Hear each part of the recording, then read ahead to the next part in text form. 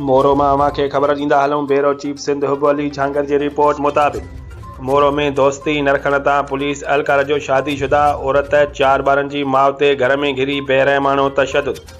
मुतासिर औरत खालदा सोलंकी सख्त ज़ख्मी। मोरो शहर में सिंध कॉलोनी बांधी रोड जी रहवासन मुस्मात खालदा मीडिया अॾो दाहींदे चयो त पुलिस एहलकार मोहब्बत माशी काफ़ी महीननि खां दोस्ती रखण लाइ ज़ोर भरे हिरासान कंदो पियो अचे। इनकार करण ते काल्ह सुबुह जो 9 बजे पंहिंजे ॿिनि साथियुनि सां घर में घिरी सख्त तशद्दुद जो निशानो बणायो।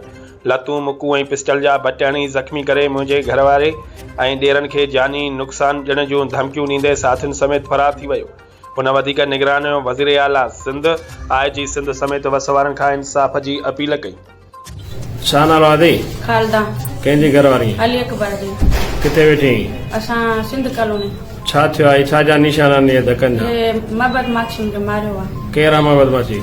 एस आया पुलिस वारो आहे? पुलिस वारो आहे। छो मारियो अथई? मूंखे चयो वास्तो रख, ॿियो 3 महीना मूंखे टॉर्चर थो करे, मूंखे धक्का थो हणे। छा जो कहिड़ो वास्तो रख? मूंसां संगत रख। मां चयो मां न रखंदसि, मां शादीशुदा, मां बचड़े वाला, मां ग़रीब आहियां। तब मूंखे धक्का ईअं ॿिया वठी आयो, मूंखे धक्का दुकी ईअं पिस्टल। केॾी महिल धक्का ईअं तोखे? सुबुह 9 बजे। किथे? घर में। कंहिंजे घर में? मुंहिंजे घर में। तुंहिंजे घर घड़ी आहे? हा, तोखे मां मारींदसि, मां तोखे धक्का हणंदसि, मूंसां वास्तो रख। मां चयो मां न रखंदमि, पोइ बि धक्का ईअं। छा जा धक्का आहिनि तव्हांखे? पिस्टल आहीं, लठियूं आहीं, मुकूं आहीं, लतूं आहीं, मगज़ में सॼे में धक्का आहिनि।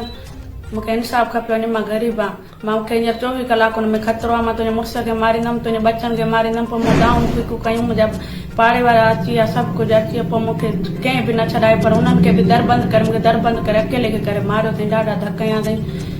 तव्हांजो हींअर मुतालबो छा आहे? छा था चओ? मूंखे इंसाफ़ खपे। मूंखे धक्का आहिनि, न्याणे खे मूंखे इंसाफ़ खपे। मूंखे हेॾा धक्का कंहिं हेॾे ज़िंदगी में कंहिं कयो न जेको हिन मूंसां शर कयो, कॾहिं ज़िंदगी में हेॾो होशियारी न थियो। मूंखे इंसाफ़ खपे वञे, हिनजी ड्यूटी रद्द थिए, बसि इहो मूंखे खपे।